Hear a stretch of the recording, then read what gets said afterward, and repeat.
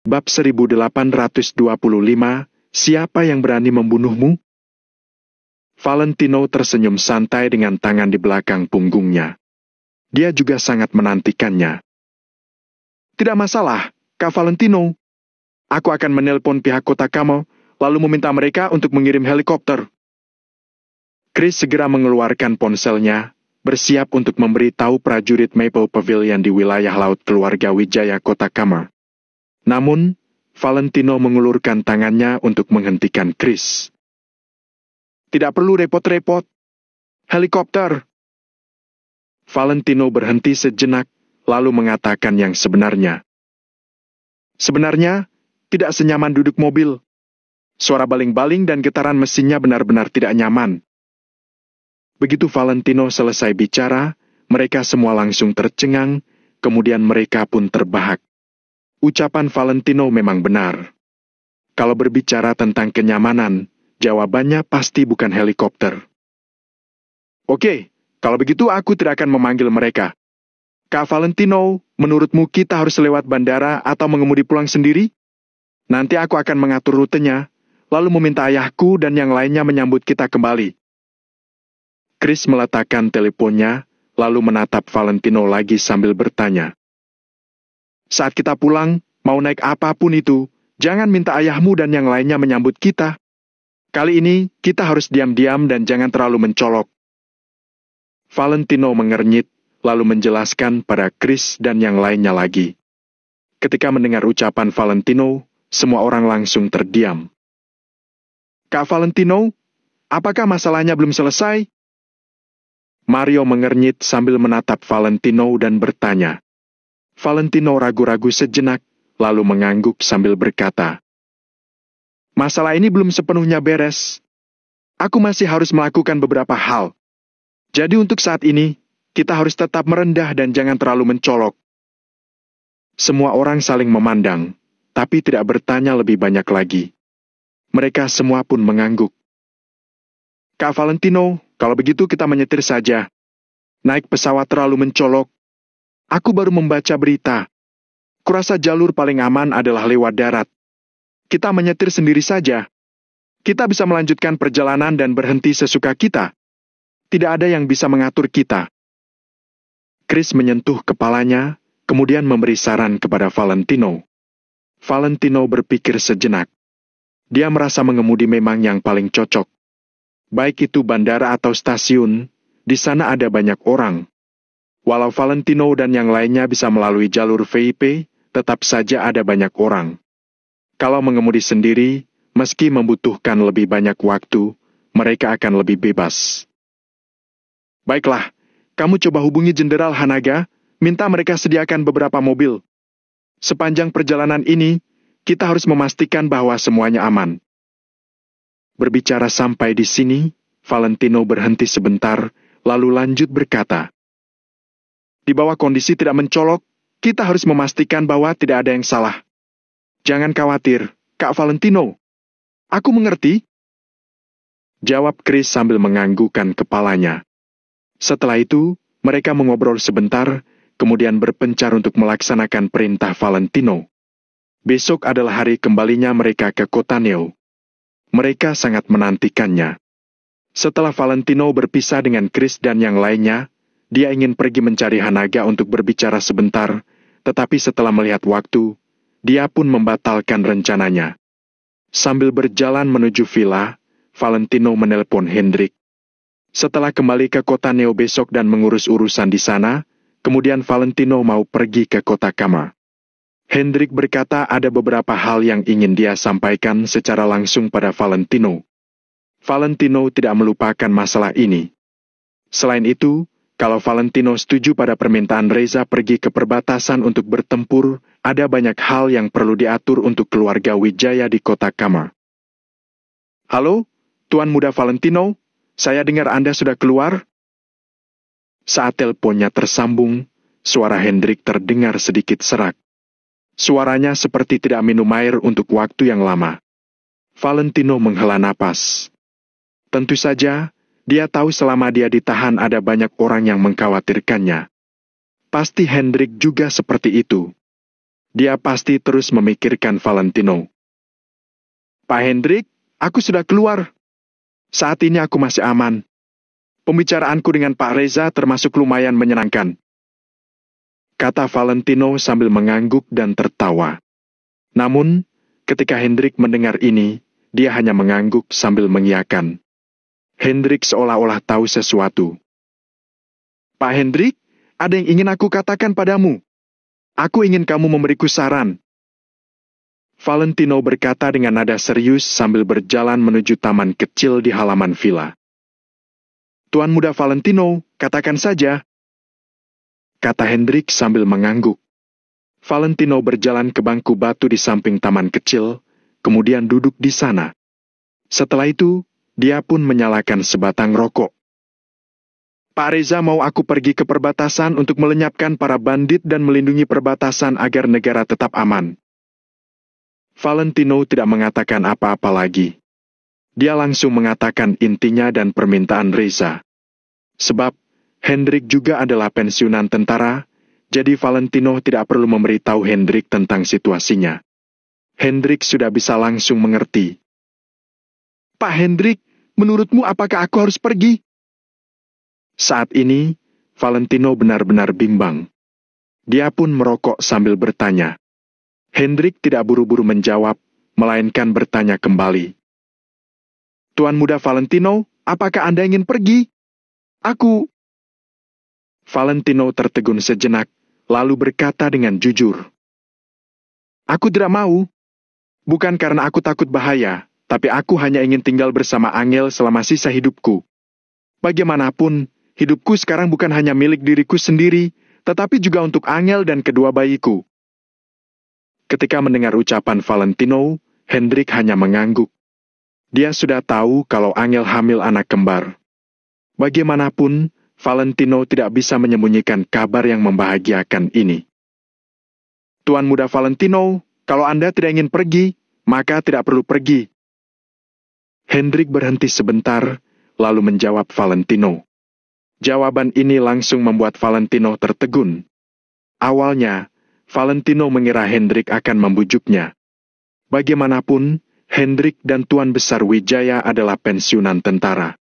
Oleh karena itu, Valentino merasa mereka pasti memiliki perasaan khusus pada kemiliteran. Mereka pasti akan lebih mementingkan keselamatan negara Nagon. Seharusnya, Hendrik akan merasa senang dan bersyukur karena Valentino punya memiliki kesempatan untuk bergabung dengan tentara dan melayani negara. Namun, Hendrik malah bilang Valentino tidak perlu pergi kalau dia tidak mau. Hendrik sama sekali tidak berniat untuk menasihatinya. Sikap Hendrik membuat Valentino agak bingung. Pak Hendrik, kenapa kamu tidak membujukku pergi? Tanya Valentino sambil mengerutkan kening. Kenapa saya harus membujuk Tuan muda Valentino untuk pergi? Tanya Hendrik lagi. Pertanyaan Hendrik membuat Valentino tak bisa berkata-kata. Tapi, kalau aku tidak pergi, yang menungguku adalah hukuman dari para petinggi. Mereka akan langsung membunuhku. Valentino menghela napas sambil mengatakan dua jalan yang diberikan Reza untuk dirinya. Hahaha, Tuan muda Valentino, di dunia ini, siapa yang bisa membunuh Anda? Siapa yang berani membunuh Anda? Hendrik tiba-tiba tertawa dan berkata dengan percaya diri. Ucapan Hendrik lagi-lagi membuat Valentino tak bisa berkata-kata. Pak Hendrik, apa maksudmu? Apa yang kamu ketahui? Tanya Valentino sambil mengernyit. Saya tidak tahu apa-apa, tapi satu-satunya yang saya tahu adalah tidak ada yang bisa membunuh Anda. Kalau ada orang yang ingin membunuh Anda, orang itu harus membunuh saya dulu. Hendrik terdiam sejenak, kemudian mengatakan kalimat ini. Mendengar perkataan Hendrik, Valentino sontak tercengang, tapi dia langsung mengerti maksud Hendrik. Bab 1826, gelisah. Maksudnya adalah, jika Valentino sungguh akan dihukum mati, Hendrik pasti tidak akan duduk diam. Walau Hendrik harus memperjuangkan nyawanya, dia tidak akan ragu untuk melakukannya. Valentino sama sekali tidak ragu dengan kata-kata Hendrik. Dia tak pernah meragukan kesetiaan Hendrik padanya. Namun, tentu saja, Valentino tidak bisa melakukan itu. Sebab, itu hanya akan membawa masalah bagi lebih banyak orang. Pak Hendrik, hanya saja masalah ini melibatkan terlalu banyak orang. Aku tidak bisa mengambil keputusan sekarang, jadi aku ingin kamu membantuku mempertimbangkan hal ini. Valentino menggelengkan kepalanya, nada bicaranya terdengar agak bingung. Saat ini, dia tidak tahu jalan mana yang harus diambil. Apakah Pak Reza ada mengatakan kemana Anda harus pergi? Wilayah barat atau perbatasan utara? Perbatasan selatan atau perbatasan timur? Tanya Hendrik setelah merenung sesaat. Valentino berpikir sejenak, lalu berkata, "Belum, aku juga tidak bertanya." Hendrik mengangguk sambil merenung. "Pak Hendrik, kenapa kamu tiba-tiba menanyakan hal ini? Apakah ada arti khusus kalau pergi ke tempat yang berbeda?" Melihat Hendrik terdiam, Valentino pun berinisiatif bertanya. Kali ini, Hendrik terdiam sesaat sebelum dia berkata dengan perlahan. "Tuan muda Valentino, saat ini pikiran saya sangat kacau. Begini saja, setelah menangani masalah di kota Neo, Anda datang kemari. Saya juga akan menjernihkan pikiran saya dalam 2 hari ke depan. Ketika Anda datang, saya akan menceritakan semuanya." Hendrik terdiam cukup lama sebelum mengucapkan kata-kata seperti itu. Valentino berhenti sejenak, lalu mengangguk. Meskipun dia sangat penasaran, dia tidak bisa memaksa Hendrik untuk mengatakannya. Tidak boleh asal meragukan orang yang dipekerjakan. Kalau harus sampai seperti itu, lebih baik tidak usah dipekerjakan. Karena Hendrik tidak mau mengatakannya sekarang, dia pasti punya alasannya sendiri.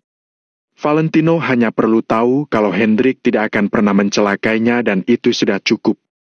Lagi pula, Valentino bertanya pada dirinya sendiri dan dia merasa apa yang ingin diceritakan Hendrik kali ini pasti bukan hal sepele, bahkan merupakan masalah yang sangat penting.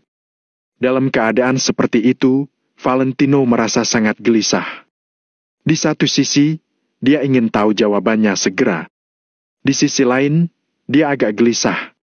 Perasaannya sangat rumit ketika sudah mau kembali ke kampung halamannya.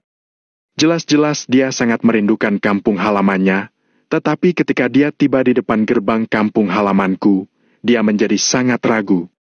Saat ini, Valentino terjebak dalam keadaan seperti itu. Kebenaran sudah di depan matanya. Namun, dia malah merasa gelisah. Dia selalu merasa bahwa kebenaran ini dapat mengubah jalur hidupnya. "Baiklah, Pak Hendrik. Kalau begitu, aku akan kembali ke kota Neo besok.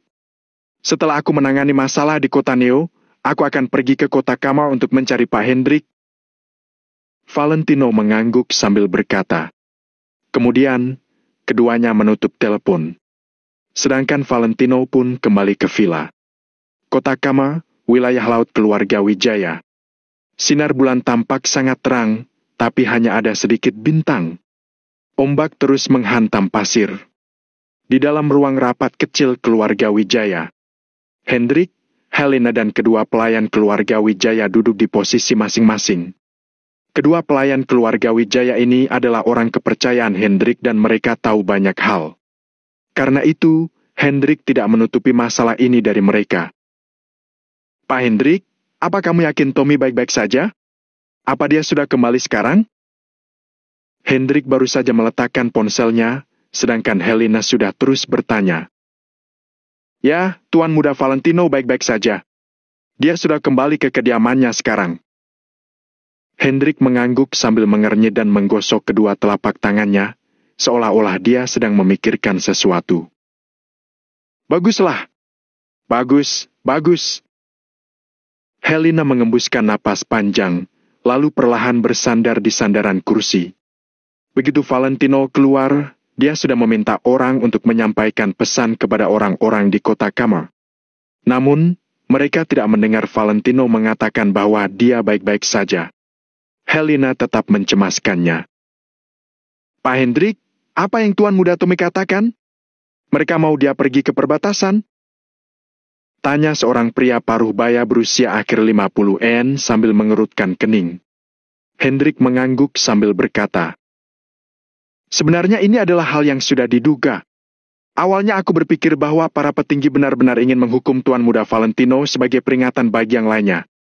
Tapi kemudian, hal-hal yang mereka lakukan membuatku merasa bahwa tujuan mereka bukan hanya untuk menghukum Tuan Muda Valentino. Sekarang, aku mengerti apa yang sebenarnya mereka pikirkan. Setelah Hendrik selesai berbicara, kedua pemuda itu juga mengangguk. Kenapa mereka harus meminta Tommy berperang? Apa orang lain tidak bisa? Kenapa harus berperang? Tanya Helena dengan heran sambil duduk tegak. Dia adalah seorang wanita dan tidak memiliki ambisi yang besar. Hanya Valentino, si pengembara ini, yang selalu dicemaskan Helena. Membela negara dan bertempur di perbatasan benar-benar membuat orang bersemangat. Namun, di balik semangat ini, berapa banyak darah yang harus ditumpahkan dan berapa banyak jasad yang harus ditumpuk? Helena juga berharap Valentino bisa tetap aman dan damai. Hendrik mendongak, menatap langit-langit ruang rapat. Mungkin karena namanya Valentino. Tampaknya ada banyak rahasia yang terkubur di dalam sorot mata Hendrik yang dalam. Ada apa dengan Valentino? Berbicara tentang ini. Pak Hendrik, saat itu kenapa kamu membiarkan perkumpulan tetua mengubah nama Tommy? Tanya Helena sambil mengerutkan kening. Hendrik melirik Helena, lalu menggeleng tanpa berkata apa-apa lagi. Saat Tuan Muda Valentino kembali, aku akan bicara baik-baik dengannya. Ketika mengatakan kalimat ini, Hendrik sangat menekankan kata bicara. Pak Hendrik, apakah kamu sudah siap untuk mengatakan semuanya kepada Tommy? Helena sontak tertegun, lalu bertanya dengan mata terbelalak. Hendrik mengangguk sambil berkata, kurasa ini sudah waktunya. Tapi, hati Helena sangat bimbang, seolah-olah ada sesuatu yang tak terkatakan. Kini Tuan Muda Valentino telah mencapai posisi tinggi dan menghadapi pilihan yang paling penting dalam hidupnya. Aku pikir sudah waktunya untuk menceritakan semuanya dan membiarkannya membuat pilihannya sendiri. Hendrik mengucapkan kata-kata ini dengan lembut sambil menyipitkan matanya. Mendengar ucapan Hendrik, Helena dan kedua pelayan pun saling memandang dan hanya bisa mengangguk.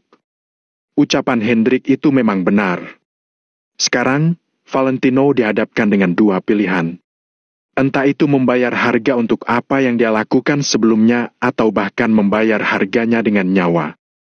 Entah itu berkontribusi demi menebus kesalahannya dengan cara pergi berperang, melenyapkan musuh dan membela negara. Kemudian dia bisa menebus kesalahannya dan mendapatkan pangkat di antara para prajurit. Ini adalah pilihan yang diketahui Valentino. Sebenarnya, selain dua pilihan itu, masih ada pilihan yang tidak diketahui Valentino. Hendrik merasa bahwa waktunya telah tiba. Sudah waktunya Hendrik, lampu yang selalu menerangi jalan Valentino, berhenti. Hendrik ingin menceritakan apa yang dia ketahui, kemudian membiarkan Valentino berjalan sendiri sepanjang sisa perjalanannya. Kali ini, dia tidak mau ikut campur dalam pilihan Valentino. Paling banyak, dia hanya akan mengajukan beberapa saran. Aku balik dulu. Helena tiba-tiba berdiri, kemudian berbalik meninggalkan ruang rapat. Di ruang rapat, hanya tersisa Hendrik dan dua pelayan keluarga Wijaya. Pak Hendrik, bukankah sebelumnya Anda bilang kalau Tuan Besar Wijaya mencoba yang terbaik untuk membuka jalan bagi Tuan Muda Tommy? Yang membuat saya bingung adalah, sekarang Anda tampak agak bingung. Bab 1827, bijaksana tetapi bersikap bodoh. Setelah mempertimbangkan ini itu, pria parubaya yang berusia hampir 50 tahun itu akhirnya bertanya, kalau ada persiapan yang matang, kenapa masih bingung? Namun, mata Hendrik saat ini terlihat kosong dan juga bingung. Sepanjang hidupnya, Tuan Besar Wijaya sangat pintar. Dia bijaksana tapi bersikap bodoh. Tapi bagaimanapun juga, dia bukan dewa. Mana bisa memperkirakan masa depan? Selain itu, menurutku mungkin semua kartu andalan yang disiapkan oleh Tuan Besar Wijaya sudah terpakai habis. Dia bekerja keras untuk mempersiapkan segalanya di dalam negeri. Coba sebutkan, siapa yang bisa melakukannya selain dia?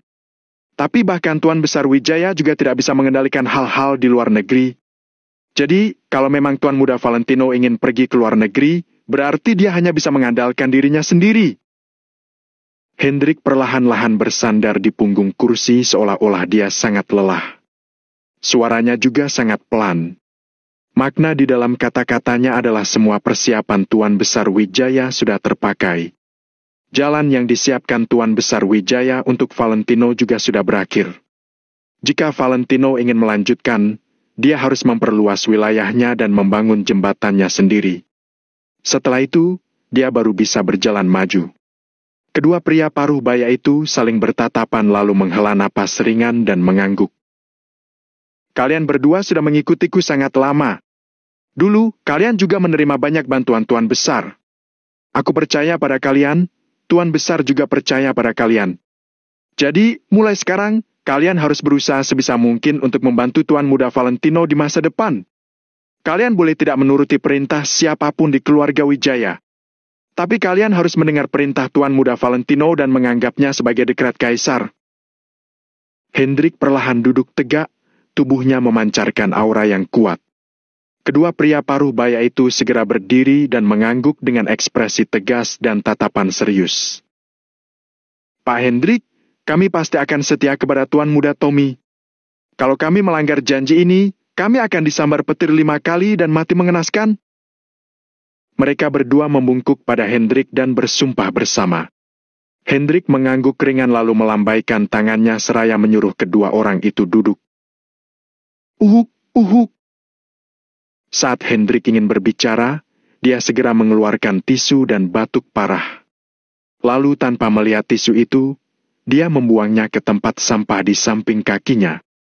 Sebelumnya, Hendrik sudah berkata di depan batu nisan Tuan Besar Wijaya bahwa dia akan melatih beberapa orang yang berguna untuk Valentino sebelum dia pergi. Sekarang, dia sedang melakukannya.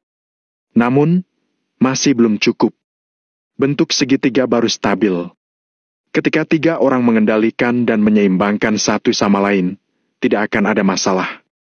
1 malam berlalu dalam keheningan. Keesokan harinya, di rumah keluarga Yoanda di kota makmur. Pagi-pagi sekali, Valentino, Angel, Chris dan yang lainnya sudah tiba di sini. Hari ini, mereka akan kembali ke kota Neo bersama-sama. Rencana ini sudah tidak bisa ditunda lagi. Angel pergi untuk mengucapkan selamat tinggal kepada beberapa pembantu yang merawatnya, sedangkan Valentino memanfaatkan kesempatan ini untuk mengobrol dengan Hanaga. Bagaimanapun juga, hubungan mereka adalah menantu dan ayah mertua. Ada hal yang memang harus dibicarakan. Valentino, sebenarnya apa yang terjadi? Apa yang kamu bicarakan dengan Pak Reza? Aku tahu ada hal-hal yang bersifat rahasia. Kalau memang tidak bisa diceritakan, ya sudah. Hanaga bimbang sejenak, tetapi dia tetap tidak bisa menahan rasa ingin tahu di hatinya. Valentino jelas-jelas berada dalam situasi yang sangat buruk. Kenapa dia masih bisa lolos dan dilepaskan oleh Pak Reza begitu saja? Namun, jika Valentino benar-benar tidak diperbolehkan mengatakan apa-apa, Hanaga juga tidak akan memaksa. Sebagai jenderal bintang 3, dia tahu aturan-aturan yang ada di militer. Beberapa hal tidak hanya tentang dekat atau tidaknya hubungan mereka, melainkan memang tidak boleh dibicarakan. Kalau tidak, Valentino akan dihukum mati karena kejahatan membocorkan rahasia. Tidak masalah. Sebenarnya, ini juga bukan masalah besar. Tidak ada alasan tidak boleh diceritakan. Valentino tersenyum lalu menceritakan apa yang terjadi pada Hanaga. Hanaga tercengang saat mendengar ceritanya dan langsung terdiam. Hanaga mengerutkan kening dan memikirkan sesuatu sambil mengetuk meja dengan jarinya. Dia menyuruhmu ke perbatasan? Hanaga mengerutkan keningnya dan bertanya. Apakah Angel sudah tahu tentang ini? Kamu sudah memberitahunya? Valentino menggelengkan kepalanya dan berkata, Aku belum menjelaskannya secara terperinci. Aku hanya bilang mungkin aku harus meninggalkannya untuk sementara waktu. Lalu apa katanya? Hanaga refleks bertanya lalu akhirnya mengibaskan tangannya. Lupakan saja, kamu tidak perlu menceritakan hal ini padaku. Itu masalah antara kamu dan istrimu. Aku tidak mau ikut campur. Tapi, Ini maksudnya kamu sudah memutuskan untuk menyetujui permintaan Pak Reza? Di bagian terdalam mata Hanaga terlihat kekhawatiran. Seolah-olah masalah ini sangat sulit. Valentino menghela napas ringan lalu berkata, "Ayah, apa menurutmu aku masih punya pilihan? Kamu." Kalimat Valentino membuat Hanaga terdiam. Benar juga, memangnya sekarang Valentino punya pilihan lain? Tanpa latar belakang yang hebat, dia melakukan kejahatan-kejahatan besar. Selain memberi kontribusi pada negara, Valentino tidak punya pilihan lain. Hanaga berpikir sejenak lalu berkata dengan tulus, "Sebenarnya, aku merasa tindakan Pak Reza kali ini sudah memberi kamu kesempatan. Reza bisa menghukum mati Valentino dengan mudah. Dia tidak perlu repot-repot begini. Namun, dia malah bersedia memberikan kesempatan seperti itu pada Valentino." Hanaga pun mulai memiliki prasangka-prasangka di hatinya. "Sepertinya Pak Reza menghargai kemampuanmu. Tentu saja, opini publik yang dipimpin oleh anak buahmu juga memainkan peran besar. Selain itu, 150.000 prajurit Maple Pavilion di segitiga emas juga menjadi pertimbangan Pak Reza." Dengan analisis seperti itu, Hanaga makin merasa bahwa Reza bisa duduk di posisi gubernur militer benar-benar bukan mengandalkan keberuntungan. Pemikiran jangka panjang Reza benar-benar membuat Hanaga mengaguminya. "Setelah kupikirkan baik-baik, di negara Nagon yang besar ini, selain kamu, memang sudah tidak ada orang lain yang lebih cocok untuk melakukan ini.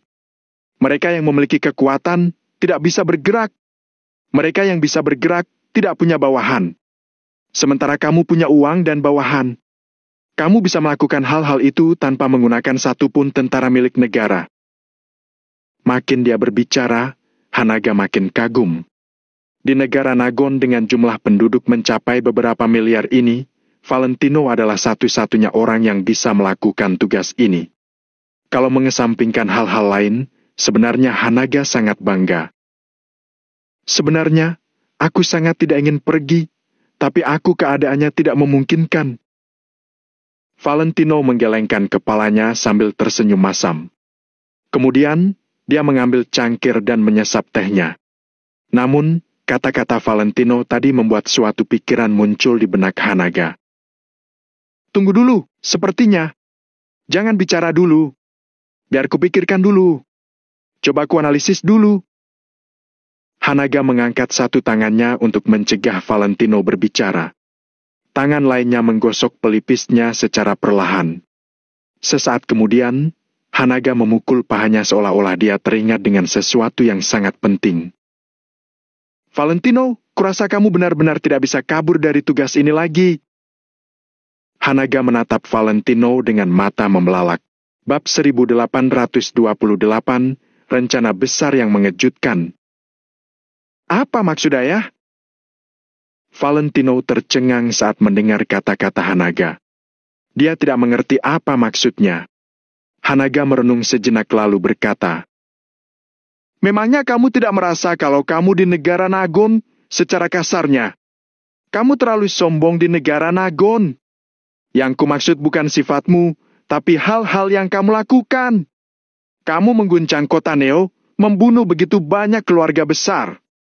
Lalu menundukkan kota Fero, menggemparkan kota makmur lalu pergi ke selatan dan menaklukkan kota Kamer. Meskipun prosesnya penuh rintangan, tapi ketika kamu menaklukkan kota-kota ini dan bahkan menciptakan asosiasi Maple Pavilion di luar negeri, bisa-bisanya tidak ada yang menghentikanmu. Memangnya Pak Reza dan para petinggi lainnya buta?" Makin dia berbicara, Hanaga makin terkejut. Suaranya bahkan agak bergetar. Dugaan yang ada di dalam hatinya benar-benar membuatnya tidak bisa tetap tenang. Awalnya, Valentino masih bingung, tetapi seiring dengan penjelasan Hanaga, matanya perlahan-lahan melebar.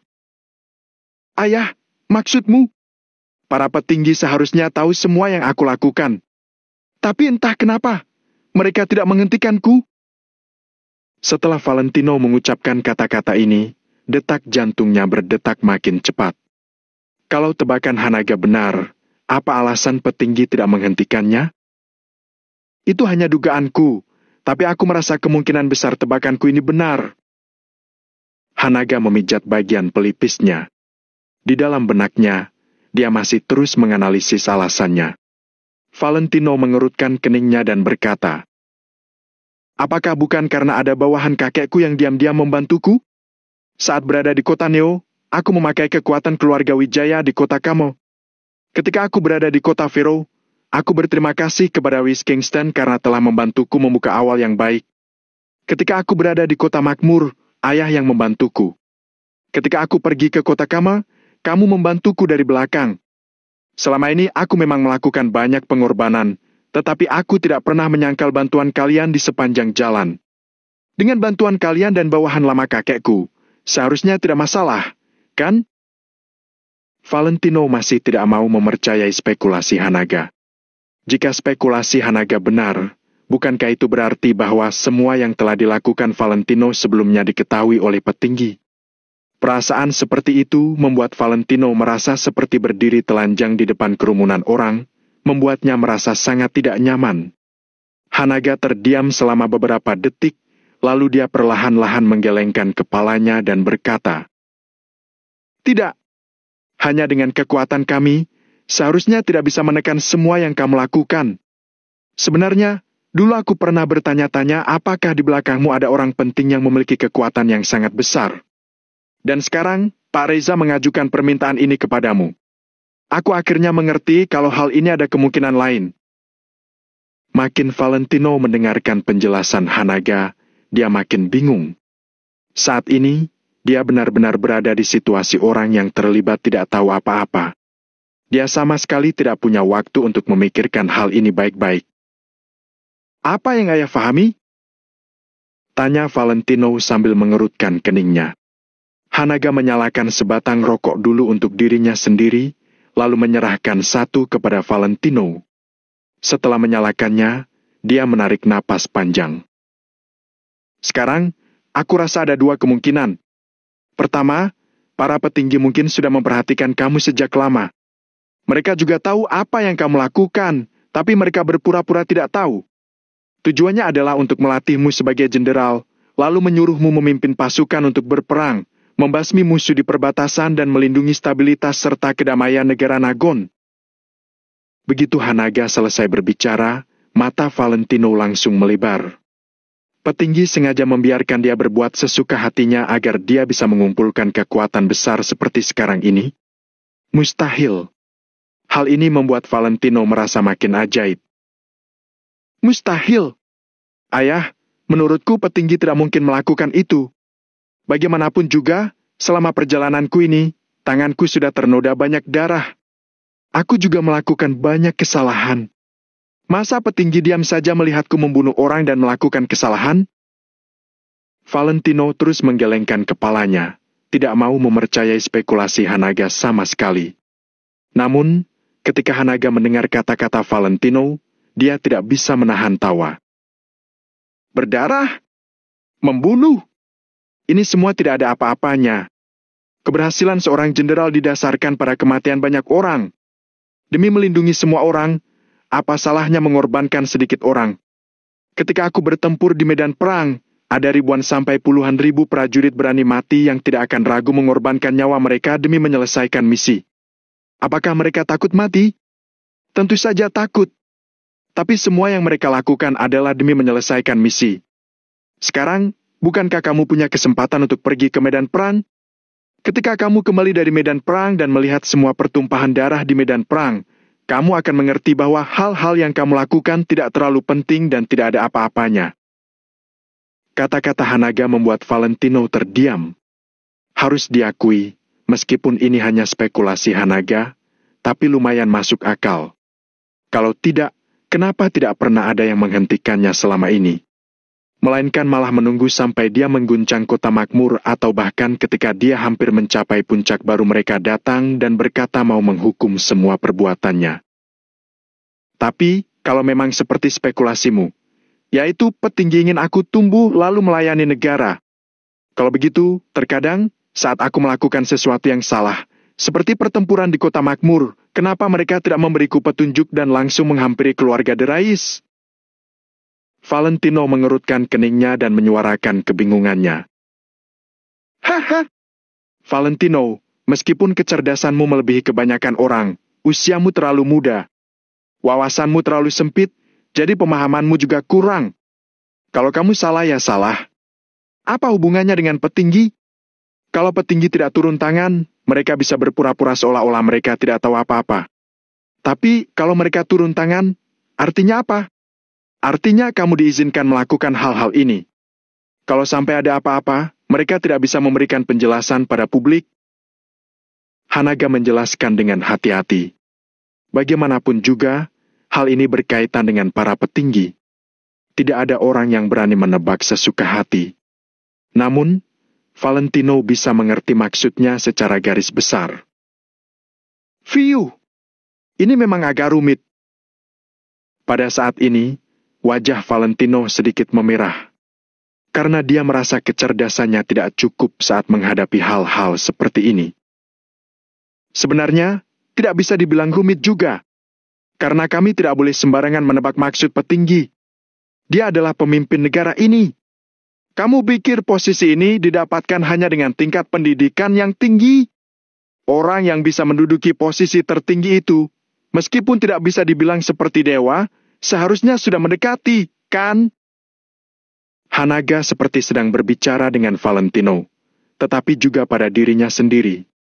Mendengar ini, Valentino mengangguk ringan menandakan dia sudah mengerti. Bisa memimpin sebuah negara saja sudah sangat hebat. Apalagi kalau harus melindungi negara. Benar-benar sangat sulit. Orang yang tidak punya kemampuan yang cukup pasti tidak akan bisa melakukannya. Pikiran dan visi orang semacam itu sepertinya memang sudah mendekati dewa. Sekarang, aku sedang berpikir, kalau memang dugaanku benar, siapa sebenarnya yang membuat rencana sebesar ini? Aku merasa, rencana ini mungkin bahkan tidak diketahui oleh Pak Reza. Bab 1829 tidak dapat dihindari. Nada bicara Hanaga agak emosional. Menurutnya, dia sendiri termasuk orang yang cerdas dan kemampuannya dalam memimpin pasukan untuk bertarung juga sangat baik. Akan tetapi, dihadapkan dengan situasi seperti itu, dia merasa dirinya hanya sekecil semut. Ayah, sebenarnya ini hanya spekulasi ayah saja, belum tentu benar-benar terjadi. Selama hal ini tidak begitu memengaruhiku, aku tidak ingin terlalu memikirkannya. Ujar Valentino sambil mengisap rokoknya lalu perlahan mengembuskan asapnya. Memang benar, aku hanya berspekulasi. Jadi cukup dengarkan saja dan jangan beritahu ini pada siapapun. Balas Hanaga sambil mengangguk sedikit. Dia tidak ingin terus membahas topik ini. Dengan status mereka, mendiskusikan hal seperti itu secara pribadi jelas merupakan kejahatan besar yang dapat dijatuhi hukuman penggal. Ayah, tadi ayah bilang masih ada kemungkinan kedua? Apa kemungkinan keduanya? Tanya Valentino. Dia menatap Hanaga sambil perlahan memadamkan puntung rokoknya. Hanaga berdecak dan berkata, "Kamu benar-benar tidak tahu? Atau mungkin kamu tidak bisa melihat karena berada terlalu dekat dengan pusat masalah?" Hanaga menjelaskan, "Berdasarkan apa yang telah kamu lakukan, seharusnya 10 kali hukuman mati pun tidak akan cukup. Akan tetapi sekarang, kamu baik-baik saja. Selain itu, para petinggi juga bersedia memberimu kesempatan untuk menebus kejahatanmu. Sudah pasti hanya ada 2 kemungkinan. Yang pertama adalah seperti yang kukatakan barusan. Mungkin saja para petinggi telah lama mengetahui keberadaanmu dan diam-diam melatihmu demi hari ini." Kata Hanaga. "Mengenai kemungkinan kedua, aku juga sudah mengatakannya barusan. Mungkin ada orang kuat yang mendukungmu secara diam-diam. Dia berusaha melindungimu." Ucap Hanaga. Hanaga menuangkan secangkir teh untuk Valentino, lalu berkata perlahan, "Jadi coba pikirkanlah, apakah masih ada seseorang yang kuat yang kamu kenal? Misalnya, mungkin kakekmu pernah membawamu bertemu dengan seseorang saat kamu masih kecil?" Saat Valentino mendengar ini, dia menjadi tertegun lagi. Kalau memang seperti yang dikatakan Hanaga, kekuatan orang tersebut pasti lebih tinggi daripada Pak Reza. Sepanjang hidupnya, mana pernah dia bertemu dengan orang seperti ini? Dia pun mulai mengingat-ingat kembali orang-orang yang pernah dia temui dan semua hal yang pernah terjadi. Dari kota Neo hingga ke kota Pharaoh, lalu kota Kamar dan kota Makmur. Sepanjang hidupnya, Valentino telah bertemu banyak orang. Namun, tampaknya tidak ada seorang pun yang memiliki latar belakang sekuat itu. Di kota Neo, orang yang terkuat adalah Arvin Nagasan. Saat itu, Arvin mendirikan grup Nagasan, bahkan mengembangkan produk-produk mereka hingga ke luar negeri. Apalagi kamar dagang kota Neo juga diketuai oleh Arvin. Dia benar-benar adalah penguasa kota Neo. Akan tetapi, Arvin tidak memiliki latar belakang pemerintahan, sehingga dia bisa dikesampingkan. Sementara itu, di kota Pharaoh, 3 kekuatan terkuat di sana adalah keluarga Alatas, keluarga Gunawan dan keluarga Sukardi.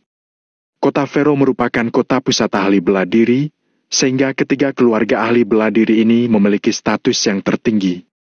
Akan tetapi, mereka juga tidak berhubungan dengan pemerintahan. Adapun untuk asosiasi barang antik kota Pharaoh, kebanyakan dari mereka adalah pebisnis.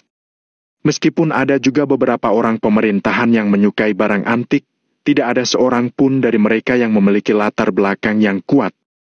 Lagi pula, kota Kamar dan kota Makmur baru saja ditundukkan oleh Valentino, sehingga tidak ada anggota yang setia padanya dari sana.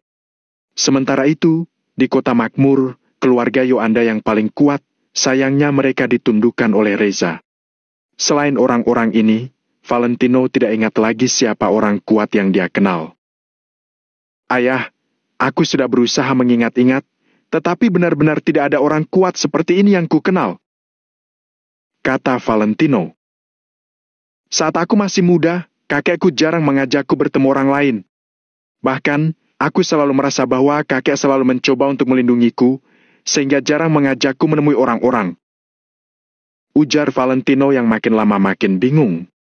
Kemungkinan kedua yang Hanaga bicarakan ini tidak mungkin terjadi.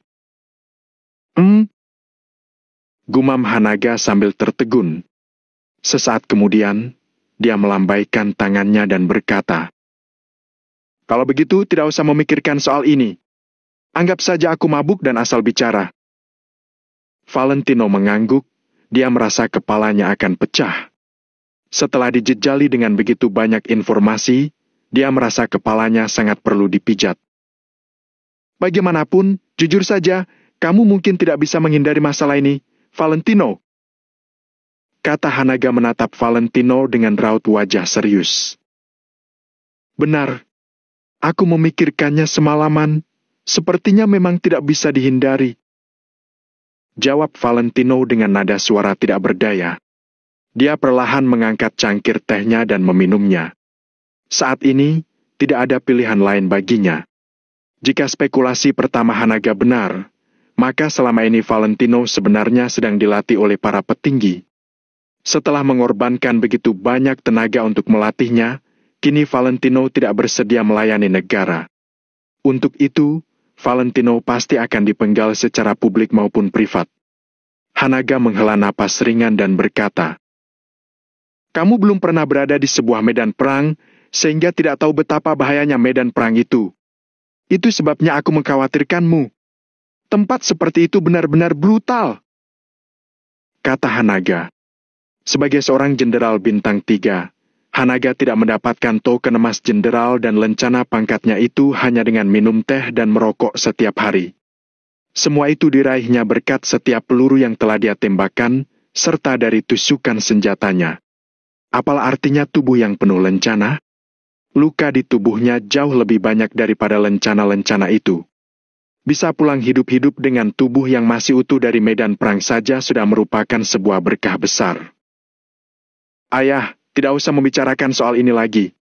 Sesulit apapun lawanku, aku tidak punya pilihan lain. Kalau aku bisa pulang dari tempat itu, semua akan impas setelahnya," kata Valentino.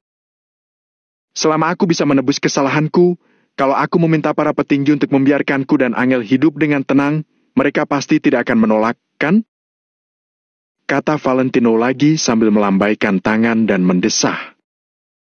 "Mana bisa tidak membicarakan soal ini lagi?"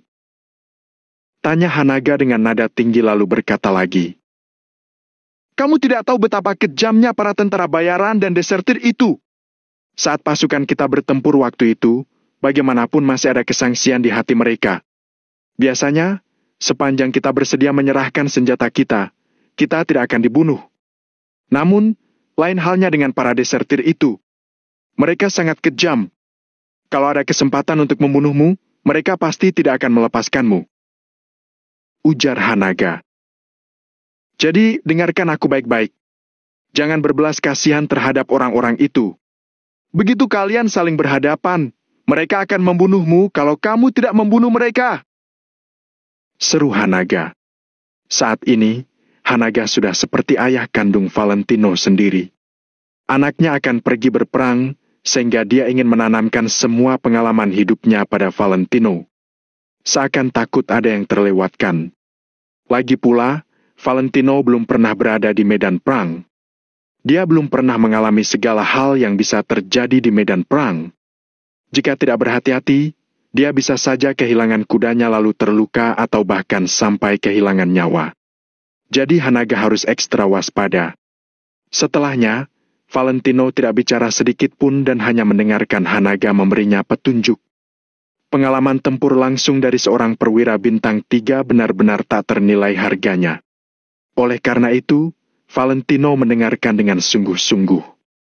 Hanaga berbicara dengan sangat serius, tanpa ada yang dia sembunyikan. Bab 1830, menusuk hati. Dari mendirikan kemah, hingga penempatan secara taktis dan menangani keadaan darurat di medan perang, Hanaga bersusah payah menjelaskan segalanya. Valentino mendengarkan dengan saksama sepanjang waktu dan mengangguk-angguk tanpa henti. Dia mengingat semuanya dalam hati. Hanaga baru selesai bicara setelah lewat setengah jam. Selama Hanaga berbicara, Angel hanya masuk ke ruangan 1 kali. Melihat Valentino dan Hanaga yang sedang serius membicarakan sesuatu, dia tidak ingin mengganggu dan keluar ruangan tanpa bersuara. Valentino, semua yang kukatakan padamu ini sangat penting. Sebenarnya masih banyak hal yang belum aku jelaskan. Tetapi semua ini tidak bisa diajarkan dalam waktu singkat. Kata Hanaga. Bagaimana kalau aku mengirim Lamerto? Gumam Hanaga, tetapi langsung terdiam sejenak kemudian. Mereka tidak dapat menggunakan satu orang pun yang ada di sini. Jika tidak, rencana Pak Reza akan sia-sia. Singkatnya, semua hal ini dapat diringkas dalam satu kalimat. Jangan berbaik hati pada siapapun di medan perang. Karena kalau kamu mengasihani musuhmu, sama saja kamu sedang bertindak kejam pada dirimu sendiri. Kata Hanaga lagi. Kecuali saat musuhmu sudah sama sekali tidak bisa bertempur dan tidak memiliki senjata. Dalam situasi ini, kamu bisa bertindak sesuai situasi. Kata Hanaga. Namun, kali ini kamu bukan menghadapi pasukan biasa, melainkan tentara bayaran dan desertir yang sangat kejam dan tidak akan segan membunuhmu habis-habisan. Jadi, jangan berbaik hati pada mereka. Bunuhlah kalau bisa. Kalau tidak bisa pun, kamu tetap harus membunuh mereka. Seru Hanaga.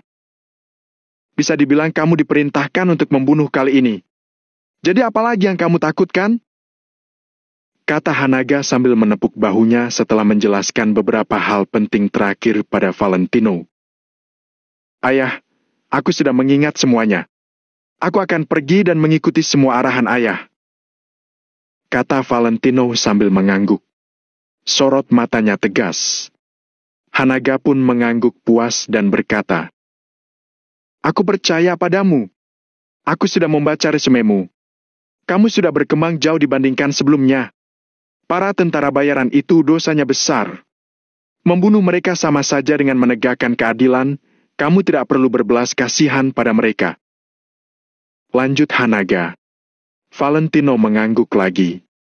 Dalam hati, dia sudah paham dengan apa yang harus dia lakukan. Satu kata saja. Bunuh. Bunuh semua bandit itu hingga tak tersisa. Bunuh sampai mereka semua ketakutan. Hanya dengan menjaga perbatasan dan membasmi semua musuh, kota Neo negara Nagon baru bisa aman dan damai. Kalau ada masalah, jangan ragu untuk menghubungiku. Kata Hanaga sambil berdiri. Baik, jawab Valentino sambil turut berdiri. Pulanglah lebih awal, kata Hanaga tanpa menunda-nunda. Dia tahu bahwa masih ada banyak hal yang harus dipersiapkan oleh Valentino. Valentino mengiyakan lalu melangkah keluar ruangan. Angel sudah lama menunggu di luar ruangan. Begitu melihat Valentino keluar, dia buru-buru berdiri. Valentino, apakah sekarang kita sudah boleh pulang? Tanya Angel sambil tersenyum dan meraih lengan Valentino. Ya, kita bisa pulang ke kota Neo. Jawab Valentino sambil tersenyum dan menepuk kepala Angel. Hai MPH, mentang-mentang badanmu lebih tinggi, sengaja menjahiliku, ya? Ujar Angel. Dia menggelengkan kepalanya sambil memelototi Valentino. Keceriaan-keceriaan kecil seperti ini membuat hati Valentino terasa hangat. Hanaga terlihat ragu-ragu sejenak, lalu tidak bisa menahan diri dan bertanya. Oh ya, nah Angel, bagaimana kalau kamu tinggal di kota makmur selama beberapa hari bersama ayah? Toh Valentino akan kembali ke kota makmur setelah menyelesaikan urusannya di sana. Ayah, aku ingin bersama Valentino. Aku akan ikut kemanapun dia pergi. Jawab Angel sambil meraih lengan Valentino, seolah-olah dia takut Valentino akan meninggalkannya. Raut wajah Hanaga menjadi gelap seketika. Dalam hati Angel, dia bahkan tidak sebanding dengan satu helai rambut Valentino. Masih akan ada banyak waktu bagi kalian untuk bersama-sama.